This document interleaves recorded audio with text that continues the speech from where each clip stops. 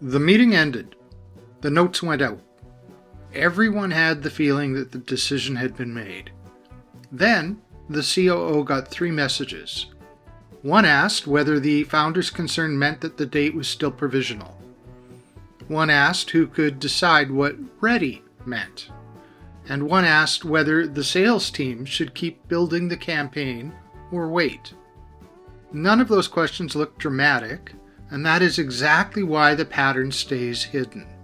The real closure had not happened in the meeting. It was about to happen afterward through a capable operator translating what the room meant. And that is the meeting after the meeting. And the part being cleared up is usually decision residue. Welcome back to the Hidden Drag Brief. My name is Wojnowski, and this is episode number 13. Today I want to talk about why real closure often happens after the formal meeting, usually through operators, sidebars, and translation. And the question underneath it is simple. Can the decision travel without the person everyone trusts to explain it?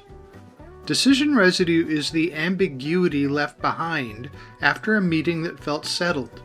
It can be an unclear owner, a trade-off no one named, a founder's comment that changed the temperature of the room without changing the official decision, a question about who can make the next call without bringing everyone back together.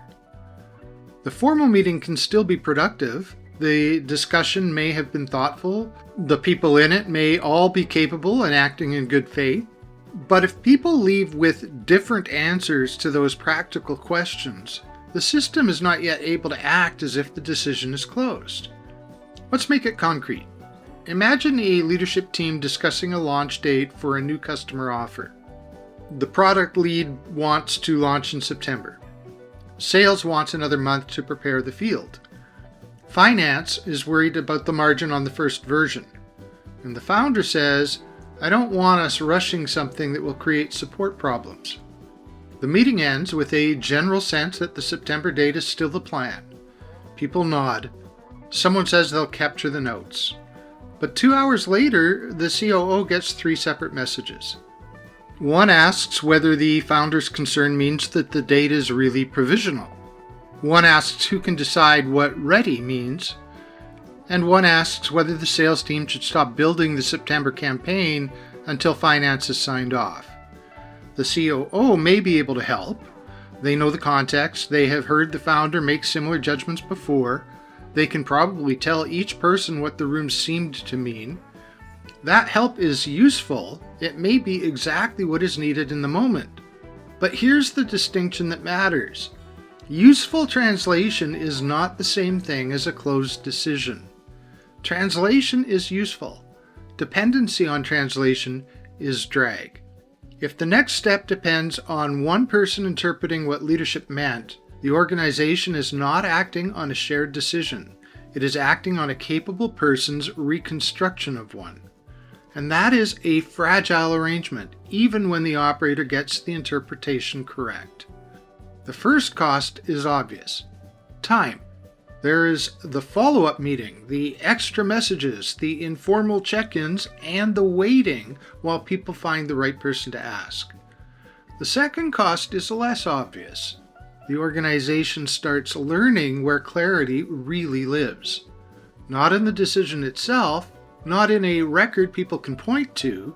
It lives in the heads of the few people who were close enough to the conversation to decode it. That changes behavior. People learn to hedge before acting. They keep a backup plan alive. They bring a question back upstairs that should have been within their authority. They ask the operator for confirmation before making a call, even when the team has already spent an hour discussing the issue. And the operator learns something too.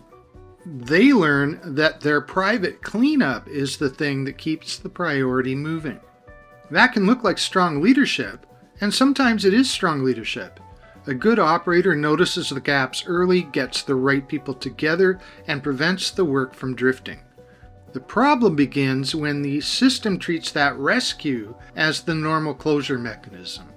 I use the phrase operator rescue sparingly because operator is not the problem here. The operator is often doing the most sensible thing available. The structural problem is that the original decision was allowed to leave the room without enough clarity to travel. So what does enough clarity look like? It does not require a long memo. It does not require turning every decision into bureaucracy. In fact, the opposite is usually true. A short closure artifact can prevent a surprising amount of repeat coordination. For a meaningful operating decision, I would want 5 things written down in plain language. First, what did we decide? Not what did we discuss, not the range of views, the actual call. In this case, we are launching the offer in September. Second, who owns the decision from here? Not who owns the project list, who owns the call as conditions change. Perhaps the product lead owns launch readiness. Third, what are we giving up or accepting? This is the sentence teams often skip because it makes the decision feel more real. Maybe we accept that the first release will not include a lower margin customer segment. Maybe we accept that sales will have a narrower initial package. If nobody can say what was sacrificed, people will keep reopening the conversation through the side door. Fourth, what can the owner decide without returning to the room? This is where the translation often starts. The product lead may be able to make ordinary readiness calls, but perhaps a change that pushes the launch more than 2 weeks or materially changes margin must return to the founder and finance lead. That is a usable authority boundary. It gives the owner room to act and gives everyone a clear condition for escalation. And fifth, what would reopen this decision? A reasonable question is not automatically a reason to reopen a decision.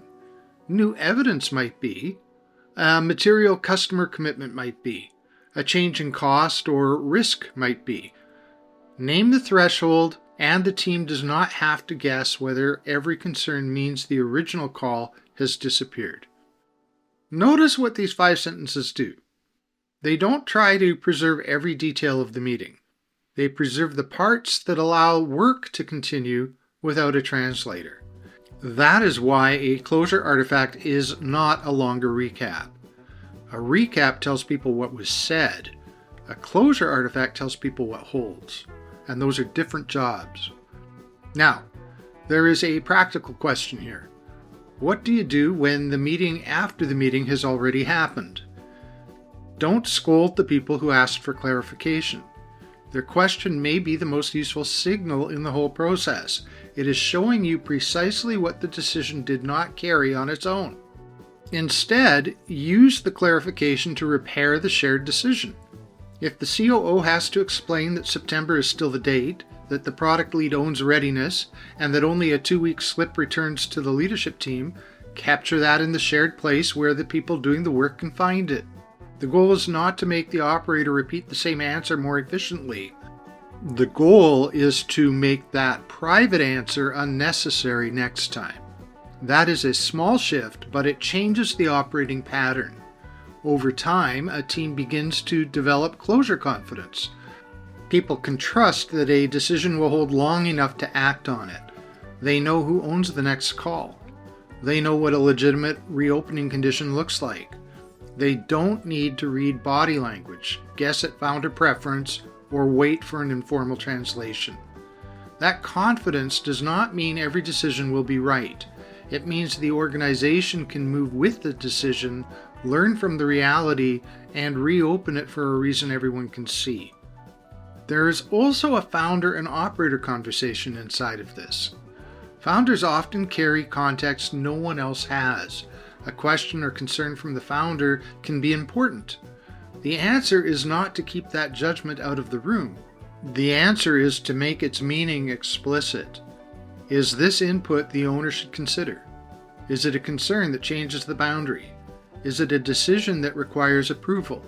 If people can't tell, they will treat every founder comment as a possible veto and move the real decision into follow-up conversations.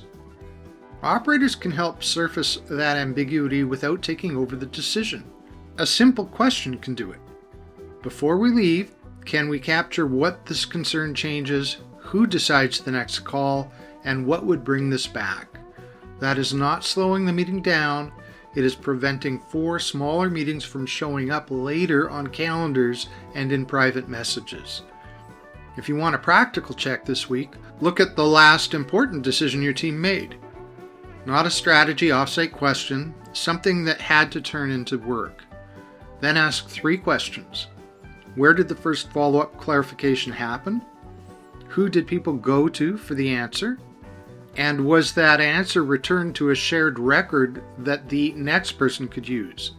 If the answer lives only in someone's memory, you have found some decision residue. You do not need to fix your entire operating system to address it. Pick one material priority that keeps needing this kind of cleanup. Get clear on the decision, the owner, the trade-off, the authority boundary, and the reopening condition. Then give the team a short artifact they can use when the next reasonable question arrives. That is how you turn the meeting after the meeting from a hidden dependency into useful evidence. Now, if this episode brought a particular priority to mind for you, notice where the team still needs a private explanation after the formal meeting. That is often the place to look more closely. The hidden drag diagnostic is a useful next step if you want to see what may be keeping the priority open. The link for that is in the show notes. And if you want to talk through your situation more deeply, reach out to me on LinkedIn. I'm always interested in hearing where the work is getting stuck. Thanks for listening to this episode. My name is Wojnowski, and I'll see you next time.